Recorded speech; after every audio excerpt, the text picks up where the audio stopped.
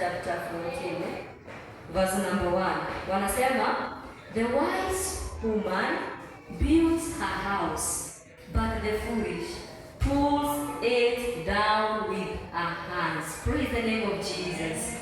The wise woman builds her house. Hawajasema the wise husband. Praise the name of Jesus. Amen. Ambia jirani yako hawajasema husband. Mwambie hawajasema husband. Ni kwa maana mwanamke wewe ndio unayejenga nyumba yako. Bwana Yesu asifiwe. Praise the name of Jesus. Mwanamke mwerevu, yeye ndiye huwa anajenga nyumba yake na mikono yake. Praise the name of Jesus. Amen. Lakini mwanamke mpumbavu, acha nimuite hivyo, anapomwaga yeye mwenyewe na mikono yake. Na siku ya leo nitawaambia siri bwana. Praise the name of Jesus. Amen. Wengine wetu unapata kuna wakati unapitia uko na shida between maybe you and your husband. Bwana Yesu asifiwe. Amen.